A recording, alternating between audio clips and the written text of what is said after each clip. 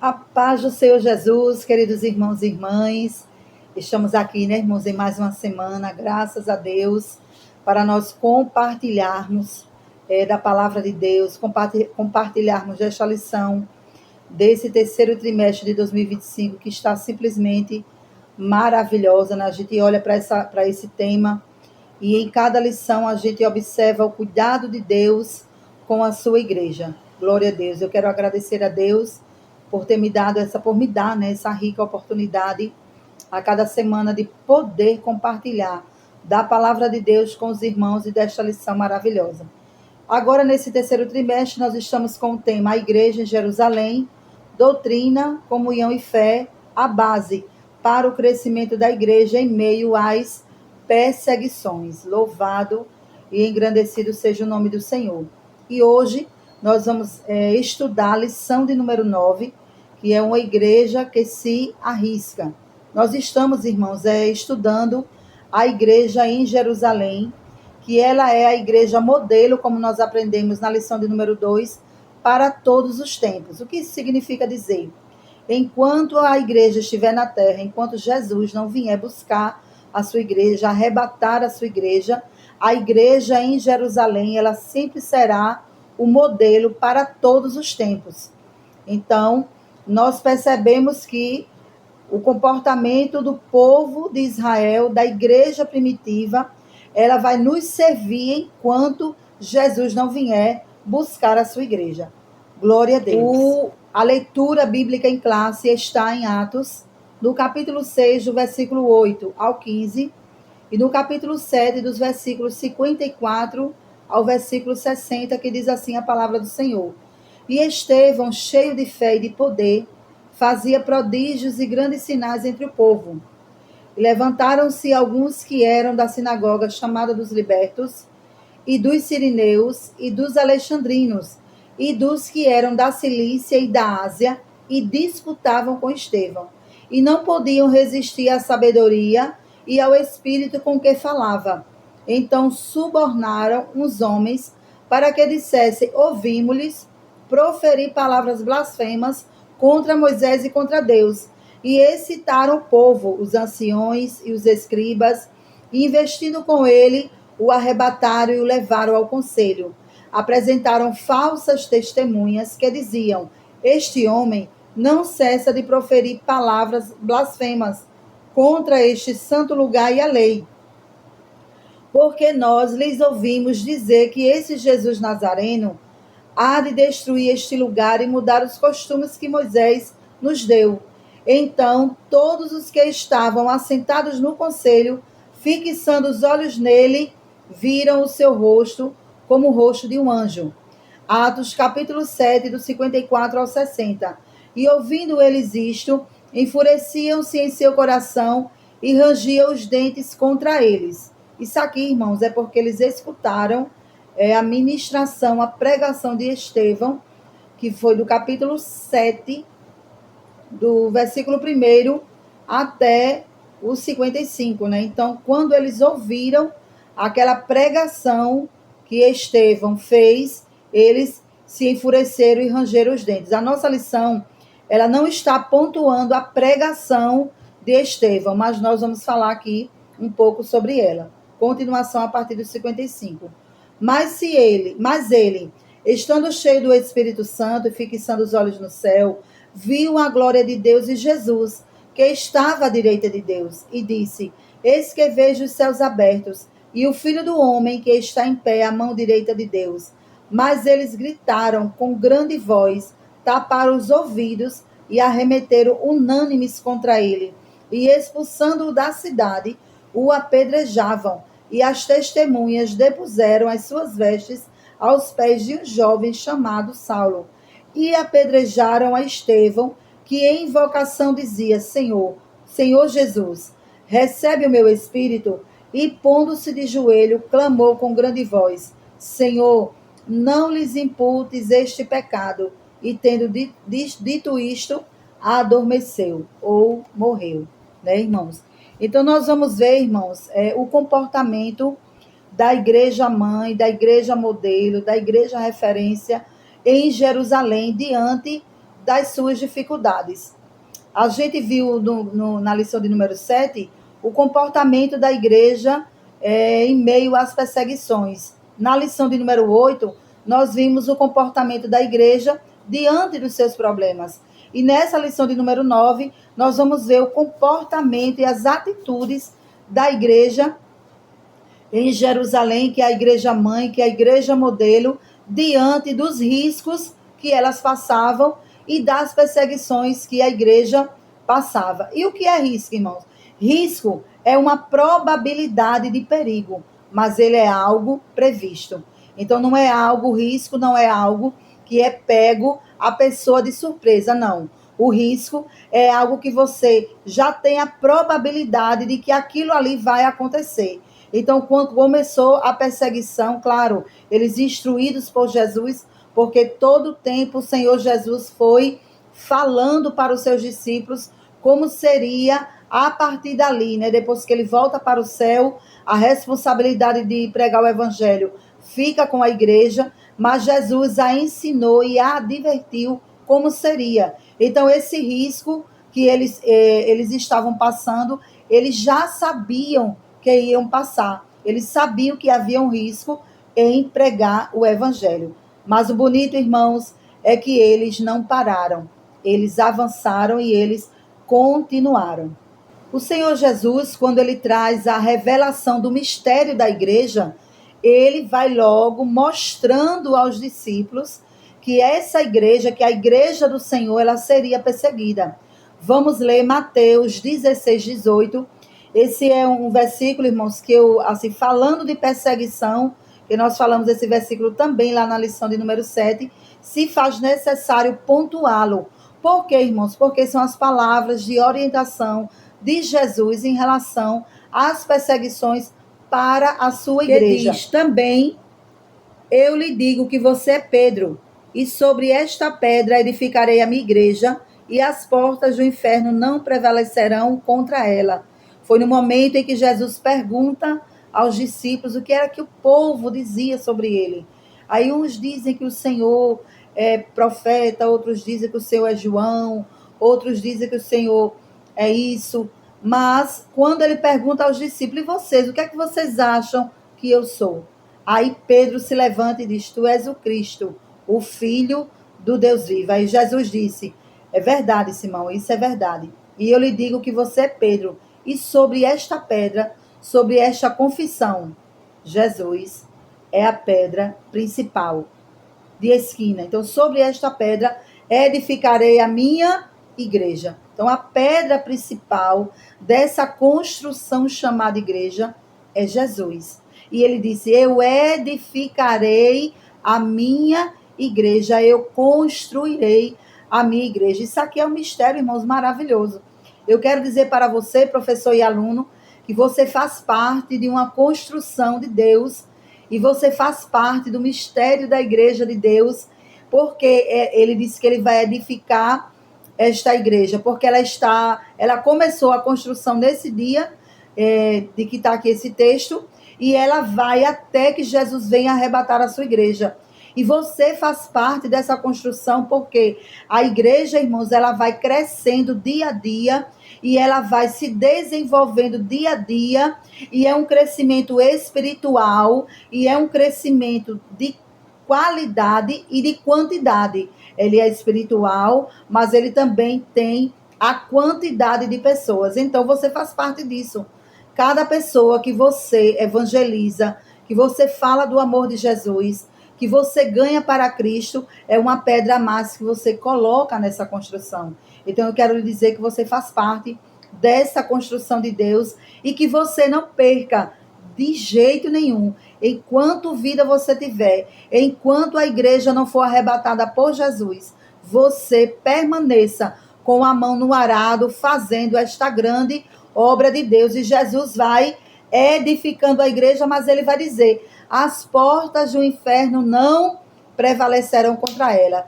Ele disse, eu sou a pedra de esquina, a igreja será construída sobre mim, mas a igreja será atacada pelo inferno.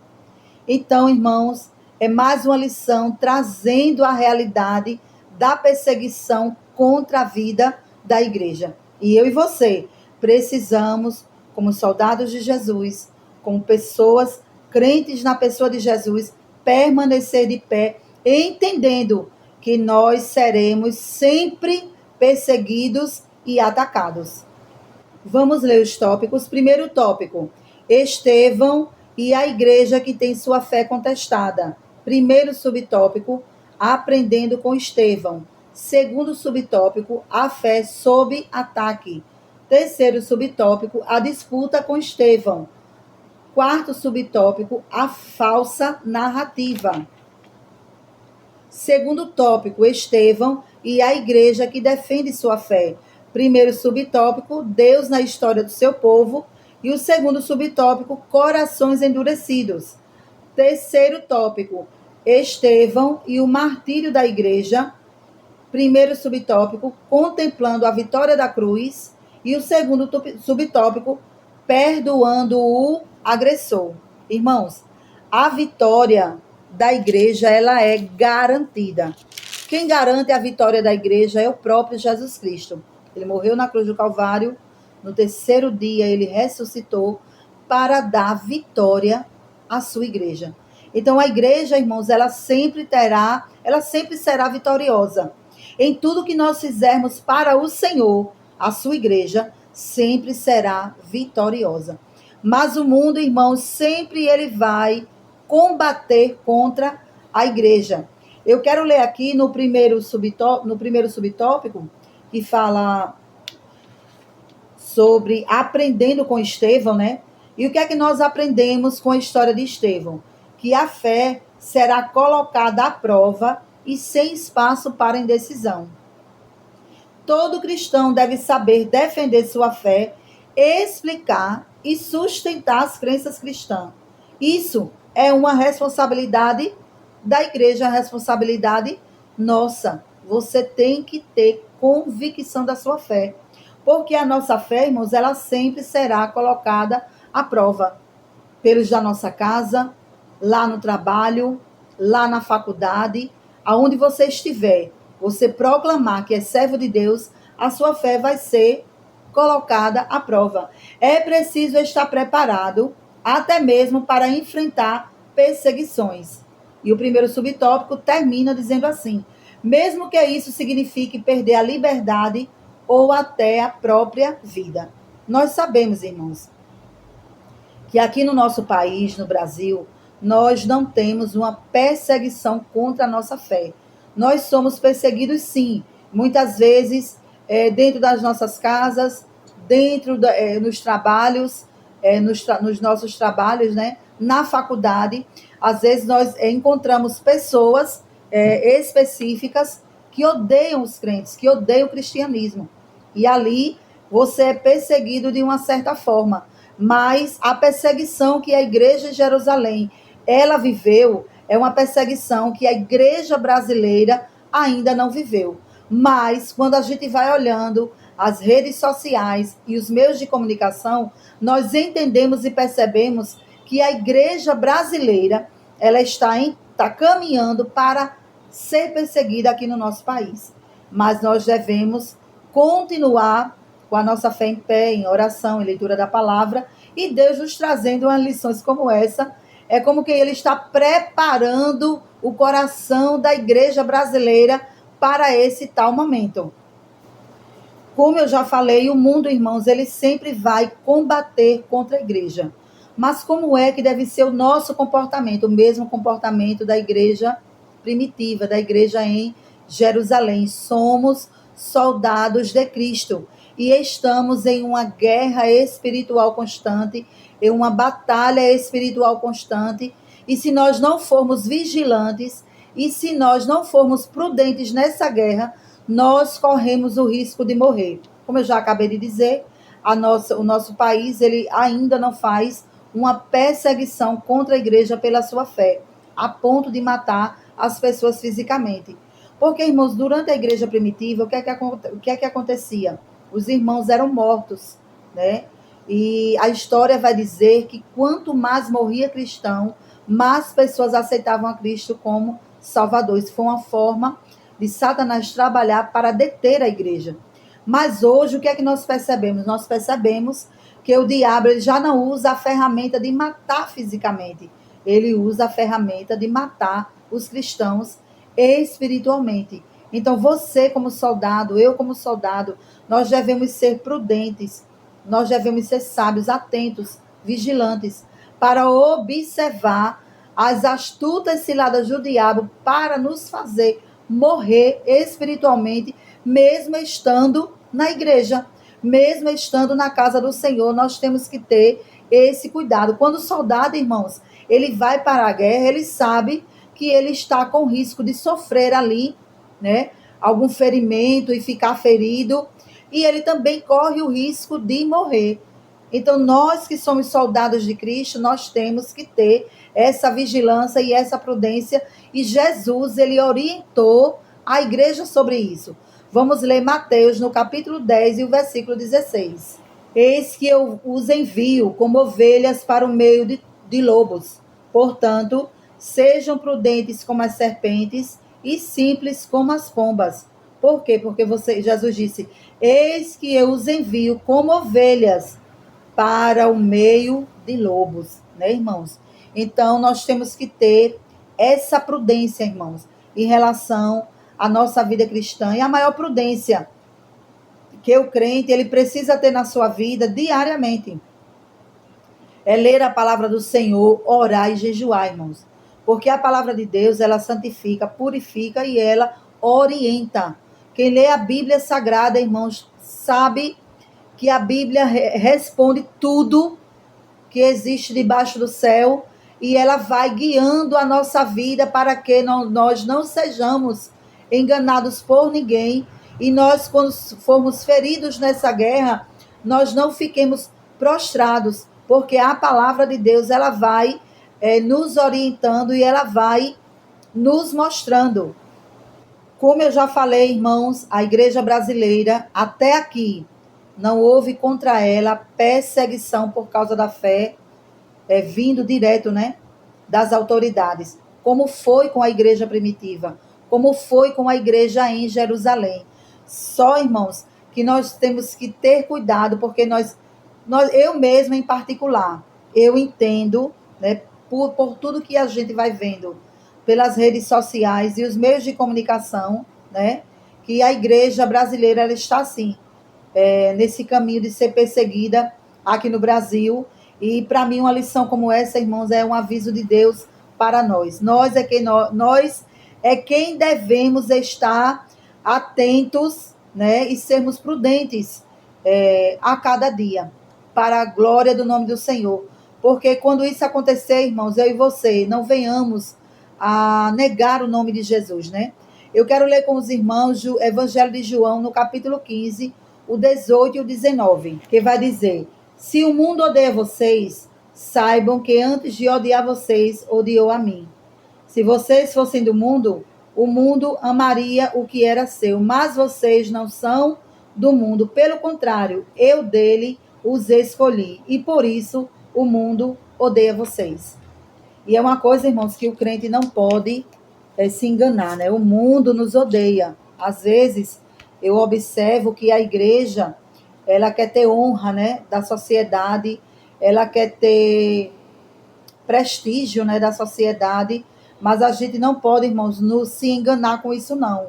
O mundo jaz no maligno e ele é uma ferramenta para perseguir a igreja. Então, o mundo sempre irá perseguir a igreja. E há muitos irmãos na atualidade que nessa guerra espiritual já morreram.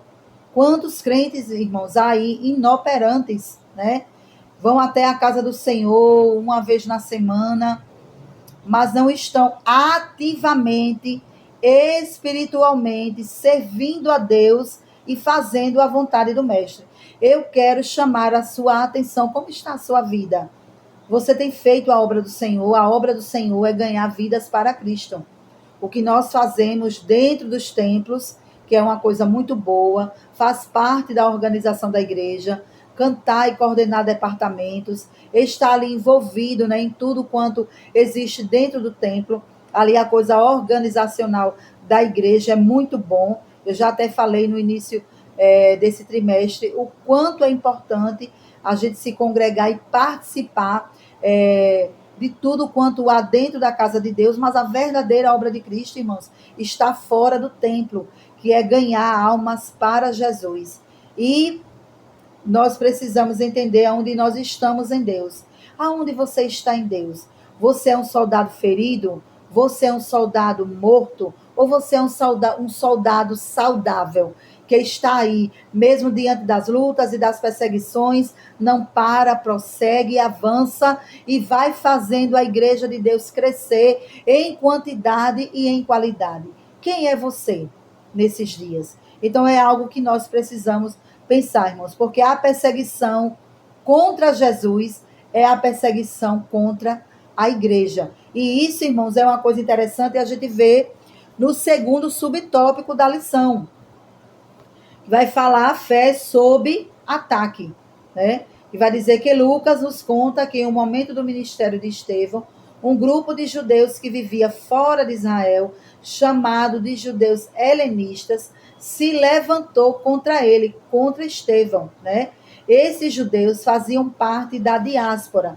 O que é a diáspora, irmãos? Era aqueles judeus que eles moravam em outras nações fora de Israel. Porque quando Israel foi levado para o cativeiro da Babilônia, eles passaram lá 70 anos. Quando o rei Ciro assume a Babilônia, né, que ele toma a Babilônia, Deus dá uma ordem ao rei Ciro, e o rei Ciro manda o povo que estava em todo o império babilônico para voltar para Jerusalém. E voltou uma quantidade de pessoas com Esdras, outra quantidade com Zorobabel, mas ainda ficou muitos judeus morando nessas outras nações, né? Que são chamados os judeus gregos, os judeus helenistas. E aqui esse texto vai dizer que eles perseguiram a Paulo, a Estevão, a Paula. Eles perseguiram a Estevão. E aqui vai dizer o seguinte, que como Jesus foi acusado, né, se levantaram contra Jesus, e o texto aqui vai dizer, Marcos 14, 57, Cristo, anteriormente, ele também foi atacado no seu ministério, e agora o ciclo se repetia com os seus seguidores, né? Ou seja, os judeus, porque a perseguição de Jesus foi diretamente com os judeus, né, os fariseus, os saduceus, os escribas, eles que perseguiram a Cristo e perseguiu a Jesus até a morte. Mas Jesus agora já estava no céu e essa perseguição passou automaticamente contra a igreja, né? Por isso que aqui a lição, ela vem dizendo, agora o ciclo se repetia com os seus seguidores. O levante fora motivado por conta da inveja, igualmente a Jesus, né?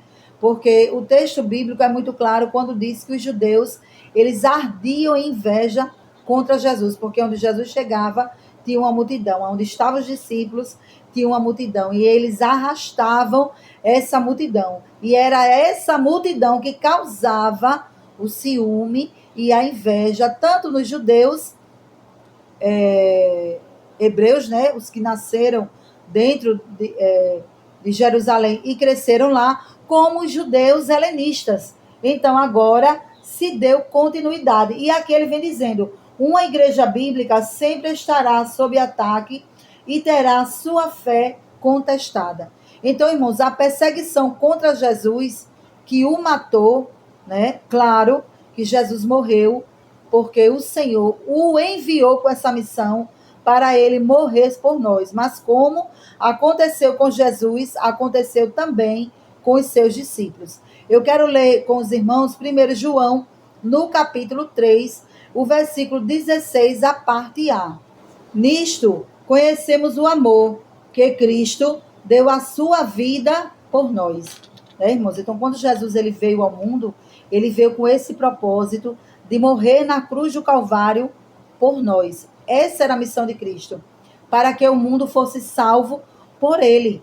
Mas todas as perseguições que Jesus passou e o levou à morte, a igreja primitiva ela sofreu. Tanto é que nós estamos hoje estudando a perseguição de Estevão, que foi contra a vida dele e o levou à morte também, né? E da mesma forma que aconteceu com Jesus, aconteceu também com os seus discípulos. E isso é algo, irmãos, que a gente deve guardar em nosso coração. Portanto, se vocês foram ressuscitados juntamente com Cristo, busquem as coisas lá do alto, onde Cristo vive, assentado à direita de Deus. Pensem nas coisas lá do alto e não nas que são aqui da terra, porque vocês morreram e a vida de vocês está oculta juntamente com Cristo em Deus. Quando Cristo, que é a vida de vocês, se manifestar, então vocês também serão manifestados com ele em glória, né? Então, o que aconteceu com Jesus, aconteceu com a igreja, a perseguição que foi no ministério de Cristo, passou agora para a vida da igreja, mas esse texto vai dizer que nós temos que pensar nas coisas do alto, e se nós já morremos em Cristo, nós vamos também, juntamente com ele, participar da sua glória. Então, esta palavra, irmãos, Paulo vai dando à igreja primitiva, a igreja perseguida, a igreja que estava sendo perseguida através lá dos imperadores, né? Uma perseguição política, né? As autoridades perseguindo a igreja. E esse é um ensinamento maravilhoso, irmãos, porque hoje a gente vê um evangelho de blá, blá, blá em muitas igrejas, onde a gente vê as pessoas falando que para você, Jesus vai lhe dar carro, vai lhe dar moto, vai lhe dar casa, casamento, dinheiro, conta no banco, tudo bem. Deus, ele pode fazer todas essas coisas na vida de um crente. Mas o evangelho, irmãos, em nenhum momento você encontra o evangelho, a palavra de Deus, e nos evangelhos, garantia de Jesus para tu ser rico, para eu ser rico, para eu agariar isso ou agariar aquilo, de forma nenhuma. Evangelho não é chave de casa, nem de carro e nem status, né? A vida espiritual, ela não pode ser, irmãos, uma vida raquítica. E outra, você também não pode ser um crente que a sua vida espiritual, ela seja atingida, não, irmãos. A nossa consciência tem que ser uma consciência de que nós vamos ser perseguidos e nós vamos passar as tribulações da vida, como disse Jesus, né? No mundo tereis aflições, mas tende bom ânimo, porque eu venci. Então a gente vai ter essas aflições, mas a gente não pode deixar nossa fé ela ser atingida pelo inimigo das nossas almas. Então o diabo, irmãos, e o mundo, ele sempre vai perseguir a igreja, mas ele não pode parar a igreja, nem no seu crescimento, nem na sua qualidade e nem na sua quantidade. O diabo e o mundo não pode afetar a igreja de forma nenhuma, e também não pode afetar na nossa comunhão, porque a nossa comunhão, irmãos, ela não pode ser atingida pelas coisas do maligno de forma nenhuma. Então a gente precisa ter uma vida de comunhão através da palavra, através, irmãos, da oração, do jejum. É por isso que Paulo vai aconselhar essa igreja que está sendo perseguida com esta palavra de Romanos, no capítulo 8, do 35 ao 39. Quem nos separará do amor de Cristo? Será a tribulação, ou a angústia, ou a perseguição, ou a fome, ou a nudez, ou o perigo, ou a espada? Como está escrito, por amor de ti, somos entregues à morte continuamente. Fomos considerados como ovelhas para o matadouro. Em todas estas coisas, porém, somos mais que vencedores por meio daquele que nos amou. Porque eu estou bem certo de que nem a morte, nem a vida, nem os anjos, nem os principados, nem as coisas do presente, nem do porvir, nem os poderes, nem a altura, nem a profundidade, nem qualquer outra criatura poderá nos separar do amor de Deus que está em Cristo Jesus, o nosso Senhor. Tá vendo, irmãos? Qual a importância da comunhão com Deus? Irmãos, quem tem comunhão com Deus, ele tem convicção da sua fé. E quando ele for perseguido, quando a sua fé for colocada à prova, ele saberá responder. Esse texto de Romanos, ele vai nos trazendo essa realidade que nada nos separará do amor de Cristo, do amor de Deus. Isso, irmãos, é uma comunhão com convicção. É algo que o cristão da atualidade, ele precisa ter essa convicção dentro em si, para quando a sua fé for provada, quando a sua fé for questionada, ele saber com convicção falar do porquê serve a esse Cristo, que é tão maravilhoso em sua vida. Como foi falado, irmãos, na lição de número 7, né, que foi uma igreja que não teme a perseguição, os discípulos, eles se alegraram após ter sido perseguido. E o risco de vida que eles passaram, eles não tiveram aquilo como, meu Deus, me acuda. Não tiveram medo de morrer, não tiveram medo de se arriscar.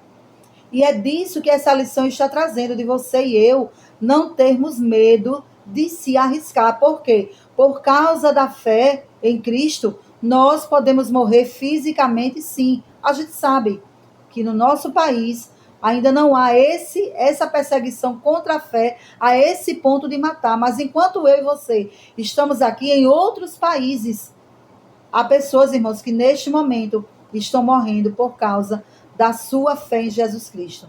A gente sabe que existe a janela 10 por 40 e muitos países no Oriente que eles massacram e eles matam os cristãos agora, algo que aconteceu na igreja em Jerusalém e nessa atualidade acontece nesses países.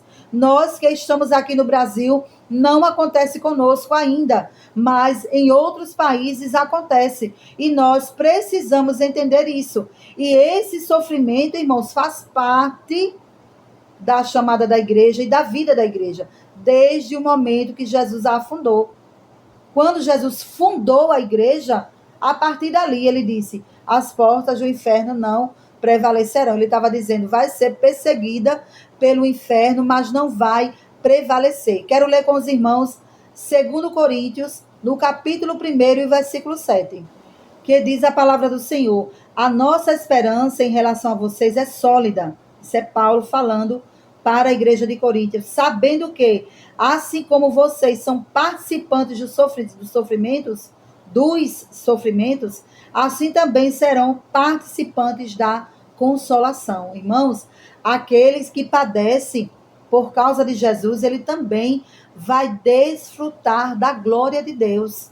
O problema é quando eu e você achamos que essa glória de Deus, ela é a nível de terra, ela é a nível terrena, ela é a nível de coisas materiais. Aí a nossa visão fica ruim, por quê?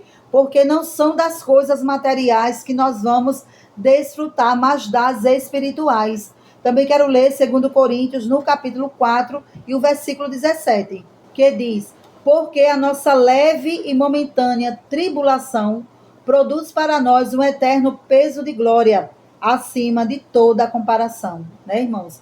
Então, é o cristão ter em seu coração, em sua mente, que aquilo que ele padece aqui, ele também desfrutará em glória. Porque o crente, irmãos, e a igreja não sofre por sofrer. Quando nós sofremos por causa da causa do mestre. E qual é a causa do mestre, irmãos? Será que são as coisas da terra? Será que é você ter coisas terrenas, coisas materiais? Será que é você ter a sua conta cheia, a sua casa belíssima? Não, irmãos. A causa do mestre é ganhar vidas para Jesus e conviver com elas. É estar em comunhão com a igreja de Deus e é conviver com ela. Vamos ler 1 Pedro, no capítulo 4, versículo 16. Mas, se sofrer como cristão, não se envergonhe, pelo contrário, glorifique a Deus por causa disso, né, irmãos? E a gente sabe que toda essa perseguição contra a igreja, irmãos, é por conta das vidas que o Senhor quer libertar. Quantas almas estão escravizadas no álcool, na droga, na prostituição? E o canal de evangelismo, o canal de bênção, o canal de Deus para essas pessoas é eu e você. Então, quando nós nos dedicamos a ganhar pessoas para Jesus, essa perseguição do inferno através do mundo, né, do diabo, vai vir contra a sua vida e vai vir contra a vida da igreja. Então, a igreja, irmãos, em Jerusalém, eles sabiam que o martírio era uma possibilidade real. Mesmo assim, eles continuaram, eles permaneceram fazendo a obra que Jesus havia mandado. Os seus ensinamentos, o que foi que Jesus mandou? Ensinar o povo, falar da salvação, falar do perigo do inferno, falar da vida eterna, falar que Jesus Cristo morreu na cruz para salvá-la, arrebatar, irmãos, da mão do diabo, os escravos que ele tinha, pessoas que o Senhor queria e quer salvar. Então, quando você se dedica a tirar alguém da mão do diabo, claro que haverá contra a sua vida, contra a vida da igreja, perseguição. Mas nós temos a igreja de Jerusalém como modelo, uma igreja que não parou, uma igreja que não se envergonhou, uma igreja que sabia que podiam morrer, serem presos, apanharem, mas eles continuaram no propósito que Jesus Cristo confiou a ele. E agora, irmãos, na atualidade, esta confiança de Jesus, de dar continuidade à sua obra, está na minha mão e na sua. É na vida da igreja. Somos nós agora que devemos dar continuidade a esta grande obra de Deus. Observe, irmãos, que os ensinamentos de Cristo, Jesus trazia para eles a realidade de tudo. E a gente vai ver agora o que foi que Jesus falou para eles. Mateus 23 e 35. Para que recaia sobre vocês todo o sangue justo derramado sobre a terra, desde o sangue do justo Abel até o sangue de Zacarias, filho de Baraquias, a quem vocês mataram entre o santuário e o altar. Então aqui Jesus, quando ele estava censurando os fariseus, por conta de toda a perseguição que os fariseus e os escribas faziam a Jesus, né, no seu ministério, muito perseguido por eles, Jesus vai falar aqui dessa linha de sangue, né? É uma linha, irmãos, de sangue que a Bíblia nos mostra. E Jesus fala essa verdade para nos mostrar que desde sempre, desde o início, servir a Deus, adorá-lo e fazer a obra do Senhor, sempre vai haver perseguição.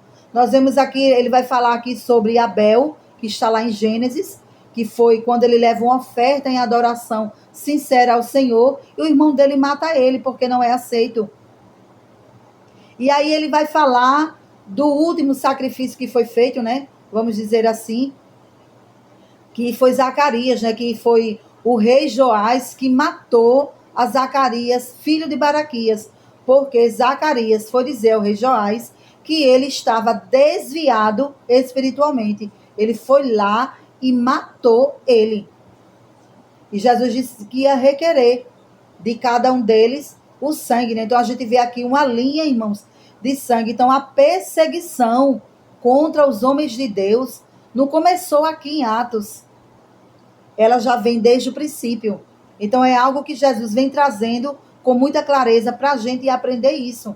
Então o martírio, irmãos, ele é uma possibilidade na vida do cristão. E os riscos que temos de enfrentar desde que entregamos a nossa vida a Jesus Cristo, nós podemos passar esses riscos. Então, irmãos, Estevão, ele era um dos diáconos, né? E hoje a lição é sobre ele. E ele era um dos diáconos e ele se destacava. Você vê que aqui na introdução da lição fala assim, que Estevão era uma pessoa extraordinária de grande fé. Os irmãos sabem que a fé ela tem medida, né? Existe a medida da fé. Tem pessoas que têm uma fé grande, tem outros que têm uma fé pequena, mas o texto vai dizer que ele tinha uma fé grande, cheio do Espírito Santo e de sabedoria, um autêntico cristão destemido.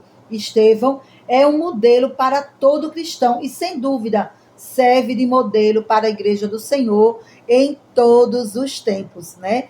Porque Estevão, irmãos, pela sua fé, ele foi o primeiro martírio. Ele foi o primeiro a ser questionado, ele foi o primeiro a ser pego assim, com toda essa raiva, né, que eles estavam. E a Bíblia vai dizer, né, como nós lemos, que ele era cheio do Espírito Santo e ele pregava o evangelho e tinha dons espirituais. Vamos ver isso aqui na leitura bíblica, em classe, no versículo 8. E Estevão, cheio de fé e de poder, fazia prodígios e grandes sinais entre o povo. E a gente viu que ele foi um dos diáconos, dos 7 diáconos que foram escolhidos. E nós já aprendemos na lição passada que a diaconia, esses homens foram chamados para cuidar das coisas materiais da igreja. Mas a gente já vê que Estevão, ele já tinha uma chamada a mais da parte de Deus. Ele era um homem que ele pregava a palavra do Senhor. Glória a Deus. E é interessante, irmãos, que aqui no terceiro subtópico, que vai falando sobre a disputa com Estevão, vai dizer que os judeus helenistas, eles não estavam simplesmente discutindo com Estevão, isto é, batendo boca, mas procurando a todo custo sobrepor sua cosmovisão, sua maneira de ver, sua maneira de achar, sua maneira de sentir, através de uma narrativa bem construída. Olha, irmãos, eu vou dizer uma coisa para vocês. Na nossa atualidade, pela falta de vigilância e de prudência de muitos crentes que não gastam o seu tempo com a leitura da palavra e estudando a Bíblia, muitas vezes é envergonhado por pessoas de denominações que são seitas, né? A gente conhece aí os TJ, que eles andam de porta em porta e nem todo crente consegue resistir o que eles ensinam. Por quê? Porque aquele crente não tem uma vida que está em estudo e em comunhão com a palavra. Nós devemos ser prudentes, irmãos, no estudo da palavra de Deus. Nós temos que ler a palavra de Deus todos os dias e nós temos também que estudá-la. E esse texto aqui vai dizer, né, que Estevão, ele era um homem de palavra, ele era um homem de oração, fazia o ministério cotidiano do diaconato, mas ele também, irmãos, tinha a sua vida pautada na palavra. Então, Estevão frequentava as sinagogas como um bom judeu. E quando ele frequentava as sinagogas, ele queria ali ganhar os professores, né? Os judeus professores das sinagogas, e ele queria também ganhar ali os alunos. Vamos ler os versículos 9 e 10 da leitura, que vai dizer: e levantaram-se alguns que eram da sinagoga chamada dos libertos, e dos sirineus, e dos alexandrinos, e dos que eram da Cilícia e da Ásia, e disputavam com Estevão, e não podiam resistir à sabedoria e ao espírito com que falava. Então, quando ele entrava na sinagoga, e é interessante isso, que ele entrava nas sinagogas, que eram dos judeus gregos. Por quê? Porque Estevão, ele era um judeu da diáspora, ele também era um judeu grego, e ele frequentava as sinagogas que estavam lá, os judeus gregos, e eles não podiam, de forma nenhuma, resistir às palavras de Estevão. Né? O que é que a gente tem daqui? Que o Estevão, ele era um homem que ele tinha conhecimento da palavra, assim como Paulo tinha. A gente sabe que Paulo, ele foi ensinado aos pés de Gamaliel. Estevão também, irmãos, ele foi um homem ensinado nas Escrituras. Como é que a gente entende isso? Daqui a pouco eu falo, né? Pela fala de Estevão e a aplicação do texto bíblico, podemos dizer que ele tinha um grande conhecimento das Escrituras, porque ele mostrava Jesus nas Escrituras. Então, ele se sobressaía quando ele começava a ministrar a palavra de Deus lá nas sinagogas, né? E ele faz, o que é que ele faz aqui? Que é justamente o que não tem na nossa lição, né? A nossa lição, quando ela vai do capítulo 6, nós lemos do 8 ao 15, depois a lição pula para o capítulo 7, do 54 ao 60, mas no capítulo 7, do 1º até o 53, a gente vê a narrativa de Estevão, ele falando da palavra de Deus e trazendo a aplicação da palavra de Deus, mostrando Cristo em cada detalhe da história do povo de Israel. Né? O que ele fez? Ele fez um resumo do plano da salvação. Ele começa com a chamada de Abraão, né? Mostra a formação do povo de Israel como nação, né? E mostra que o povo de Israel sempre perseguiu os homens de Deus, e ele vai colocando, mostrando Jesus em cada detalhe desse texto que Estevão pregou naquele dia, no dia da sua morte, né? É isso que ele faz. Então ele vai falando, lá ele fala de José, lá ele vai falando de Moisés, lá ele fala de Abraão, e essa explicação, quando ele termina de explicar tudo isso, irmãos, o resultado é esse, né? O resultado que, ouvindo eles isto, enfureciam-se em seu coração e rangia os dentes contra ele. Porque além da inveja, pelo fato dele ser um homem usado por Deus, com prodígios e maravilhas, eles verem que ele era um homem que tinha conhecimento da palavra. Irmãos, eu quero falar sobre isso aqui, preciso falar. Do quanto o crente precisa ter cuidado para ele não deixar a inveja entrar no coração dele por causa do ministério do outro. Porque Deus usa o outro de uma forma que não usa a pessoa. Observe o seu coração quando você entender que dentro de você há uma inveja por causa do ministério do outro, de uma outra pessoa, seja homem ou seja mulher. Peça a Jesus para te libertar, porque a inveja é algo maligno, é algo do diabo. E quando alguém sente inveja, quer destruir. E o crente precisa estar atento sobre isto.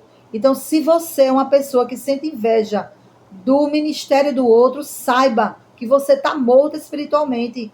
E você está servindo ao diabo através desse sentimento. Porque ou você está fazendo a vontade de Deus, ou você está fazendo a vontade do diabo. Não deis lugar ao diabo, irmãos. Sejamos prudentes e vigilantes. No quarto subtópico, né, desse primeiro tópico, que vai falar sobre a falsa narrativa, está escrito aqui assim na lição: a igreja sempre teve de lidar e combater as falsas narrativas. Nos dias de Jesus, ele foi acusado de enganar o povo, porque Jesus fazia muitos prodígios, muitos milagres e maravilhas, e ali eles começavam a dizer, por inveja, os judeus, os saduceus, os escribas, só os homens da lei, né? Só as autoridades. E eles diziam que Jesus enganava o povo através disso. Quando Jesus ele ressuscitou, eles criaram a narrativa de que seu corpo havia sido roubado pelos discípulos. Quando nós chegamos já no ministério da vida de Paulo, o apóstolo Paulo foi acusado de pregar contra os decretos de César e foi acusado também de pregar contra os deuses estranhos quando ele fala sobre a ressurreição. Acho que os irmãos sabem que o Sinédrio ele era presidido pelo sumo sacerdote, eram 72 membros, mas eles eram lá divididos, porque os fariseus, eles acreditavam na ressurreição, e os saduceus, eles não acreditavam na ressurreição, entre outras ideias, que tinha muitos pontos que eles divergiam uns com os outros. Mas, quando se falou da igreja, quando se falou do ministério de Jesus, eles se uniram, irmãos, para trazer essas falsas narrativas. Para quê? Para aquelas pessoas, quando elas fossem escutando a respeito da ressurreição de Jesus, dos milagres que Jesus fez, as pessoas não acreditassem, né? Então, muitas vezes, o diabo também vai usar pessoas para descredibilizar o que Deus tem feito através da sua vida. Você precisa ser prudente, então, né? Como está escrito aqui, né, irmãos, no segundo subtópico, está dizendo: Estevão é conhecido como o primeiro defensor da fé cristã e o primeiro mártir da igreja.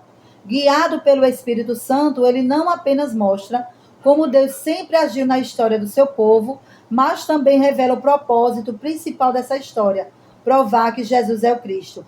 Estevão menciona Abraão, José e Moisés, como eu já falei anteriormente, né?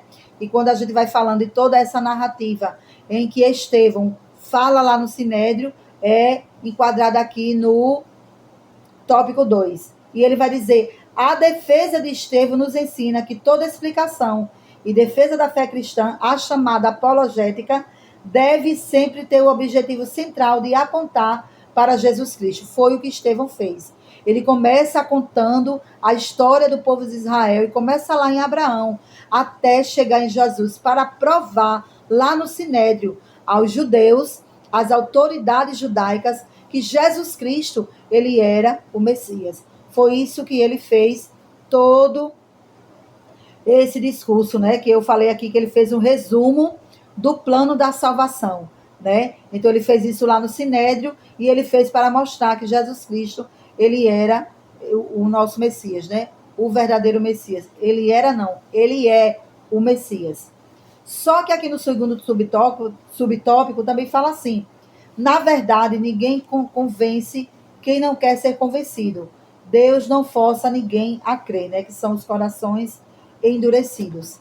Então, irmãos, tem gente que a gente vai pregar, que a gente vai ensinar, que a gente vai mostrar o caminho e aquela pessoa não vai querer. E às vezes, nós crentes, não aceitamos essa realidade. Que nem todos, irmãos, vão aceitar a mensagem da cruz. Nem todos vão aceitar o sacrifício de Jesus. Tem pessoas que têm prazer no mundo, têm prazer na maldade, têm prazer no álcool, na droga, na prostituição, tem prazer. E está naquela vida e quer permanecer lá. E a gente precisa compreender isso. Porque muitos nos dias de Jesus e nos dias da igreja primitiva, eles não aceitaram de forma nenhuma o sacrifício de Cristo. Porque quando Jesus morre na cruz do Calvário, ele morre por todos, mas nem todos aceitam o sacrifício dele. E a gente precisa ter maturidade para compreender isto. Terceiro tópico, Estevão e o martírio da igreja, né? Contemplando a vitória da cruz, vai dizendo: uma igreja que mantém seus olhos no Cristo glorificado não tem nada a temer. Senhor, não lhes impute este pecado. Que coisa maravilhosa, né, irmãos? A pessoa está na hora da morte e está cheio de amor de Deus. Esse deve ser o modelo que nós devemos seguir, a vida de Estevão. A morte de Estevão, irmãos, ela foi permitida por Deus. E nós ficamos imaginando, né, que o diabo achou que aquilo ali, né, matar tantos cristãos naquele momento de início, né, da igreja do Senhor, ele achava que era acabar, né? Ele achava que ele ia acabar com a igreja, que seria o fim da igreja com tantas mortes. Mas, na verdade, o martírio, o que foi que aconteceu? Foi ao contrário do que o diabo pensou, porque o martírio, ele serviu para a expansão da igreja. Porque os crentes, irmãos, eram crentes convictos da comunhão e daquilo que eles tinham aprendido com Jesus. Então, irmãos, nós precisamos entender que o martírio da igreja, a morte dos irmãos por causa da sua fé, ela tem que ser vista de que forma? Ela tem que ser vista assim, que aqueles que morreram, irmãos, para Deus, recebeu eles no céu com alegria. Não é uma coisa para a gente olhar para o martírio da igreja com tristeza, com angústia, com amargura. Não, irmãos. Nós sabemos que os irmãos que entregaram as suas vidas pela fé em Jesus, eles terão seu galardão diante de Deus no céu.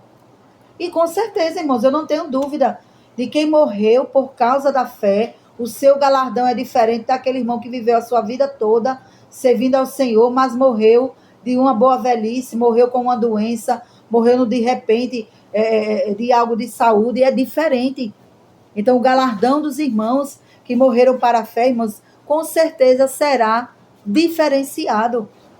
E os irmãos da igreja primitiva, eles viram o crescimento da igreja, que mesmo muitos sendo mortos, eles viram o crescimento da igreja do Senhor, né? Que Estevão, irmãos, gere em mim, gere em você o desejo de prosseguir, que esta aula que fala da morte deste grande homem sirva para a sua vida e para a minha, o desejo da gente prosseguir e da gente continuar fazendo esta grande obra de Deus, que é ganhar as vidas para Jesus, de manter a nossa comunhão com Cristo, de manter a nossa comunhão com os irmãos. Glória a Deus.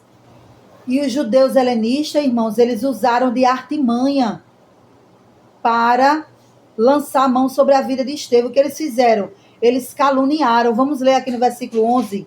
Então subornaram os homens para que dissessem: ouvimos-lhes proferir palavras blasfemas contra Moisés e contra Deus, né? Ou seja, eles caluniaram, irmãos. Eu quero trazer nesta lição que a calúnia, a injúria, a difamação, a mentira é algo próprio do diabo. E o crente, irmãos, não pode se utilizar dessas coisas, não. Como eu já disse nessa aula um pouco mais anterior, eu falei sobre a inveja.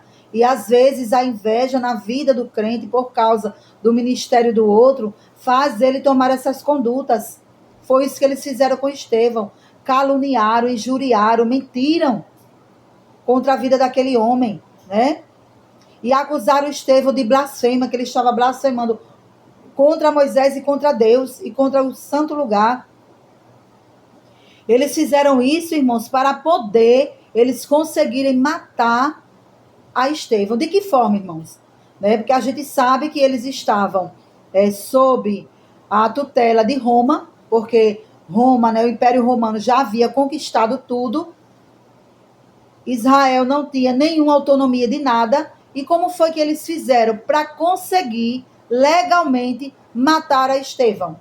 Porque a gente sabe, irmãos, que o Sinédrio, ele era o principal tribunal e a maior autoridade de Israel. Como eu já disse, presidido pelo sumo sacerdote, e ele tinha entre 70 e 72 membros. Mas eles não podiam aplicar a pena de morte. Só quem podia aplicar a pena de morte eram os romanos, e dentro das leis romanas. Mas como foi que eles conseguiram isso? Porque havia algumas leis em Israel que dava essa abertura, vamos dizer assim, essa brecha para eles fazerem isso.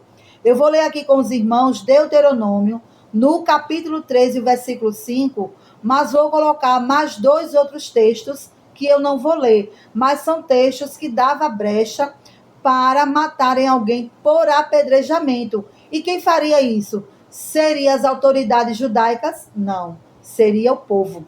Vamos ler? Esse profeta ou sonhador será morto, pois pregou rebeldia contra o Senhor, o Deus de vocês, que os tirou da terra do Egito e os resgatou da casa da servidão.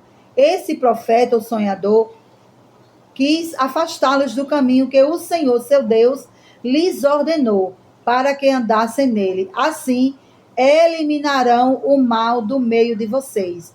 Esses 2 outros textos que estou deixando aqui na tela, ele também termina dizendo: eliminarás o mal do meio de vocês. Isso aqui foi uma brecha que eles conseguiram, né, através da lei, para poder pegar a Estevão sem precisar levar ele até os romanos. Por quê? Como era que funcionava? Eles levantaram a calúnia, né? Levantaram 2 homens para testemunhar contra Estevão, levaram até o sumo sacerdote, contaram isso para ele, e só bastava o sumo sacerdote dizer: realmente isso aconteceu e é de fato. Quando o sumo sacerdote, como juiz, ele dizia isso, aí o povo tinha a autorização automática para tirar eles de dentro da cidade e apedrejar em qualquer um desses 3 casos.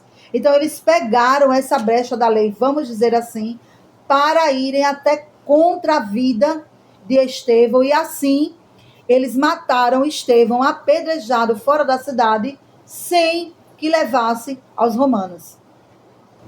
E aí, quando qualquer um viesse perguntar a eles o que foi aquele acontecimento, o que é que eles iam dizer? Eles iam dizer que o povo tirou o mal do meio de Israel, né? E isso foi, irmãos, uma jogada deles contra a vida de Estevão.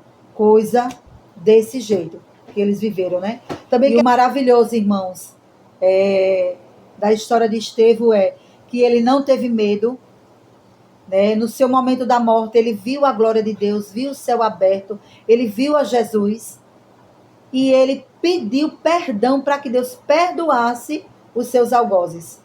Tá vendo, irmãos, que o crente cheio do Espírito Santo, ele perdoa quem está lhe fazendo mal? Como é que está o seu coração? Você está perdoando a quem anda lhe prejudicando, a quem anda lhe perseguindo, a quem anda querendo ver o seu mal? Estevão nos traz esse exemplo, irmãos, de que ele, sendo apedrejado, e a gente sabe não, né? Que a gente não sabe, a gente imagina que a morte por apedrejamento deve ter sido muito doloroso, né? Muito doloroso. A pessoa está levando pedra, né? aquelas pedras grandes no corpo, na cabeça, e uma morte agressiva, violenta e dolorosa. Mas mesmo diante de tanta dor, ele estava cheio do Espírito Santo, cheio de amor, e pedindo ao Senhor que perdoasse. Ele não ficou, irmãos, desesperado, ele ficou em paz. Entregou o seu espírito a Jesus e por causa da sua fé, ele foi ali e morreu, né? E o crente, irmãos, tem que estar preparado para essas situações. Torno a dizer, o nosso país ainda não persegue os cristãos por causa da sua fé. E eu e você temos que aproveitar essa oportunidade que temos, essa liberdade que temos para ganhar vidas para Cristo, arrebatar os escravos que estão na mão do diabo e trazê-los para a casa do Senhor, em nome de Jesus. Quero lhe pedir que se inscreva no meu canal, compartilhe, ative o sininho, tudo isso, irmãos, é importante para o canal. Se inscrever, ativar o sininho, comentar, compartilhar, faça isso, ajude aqui o meu canal, em nome de Jesus, e vá para a Escola Bíblica Dominical. Eu não sei se na sua igreja é no sábado ou no domingo, mas não deixe de ir, estude aqui através desse material, mas vá para a Escola Bíblica Dominical, porque lá o seu professor também trará um outro material que só vai acrescentar juntamente com esse, e você terá crescimento em Deus, de conhecimento e da graça do Senhor Jesus. Que Deus em Cristo continue vos abençoando. Amém?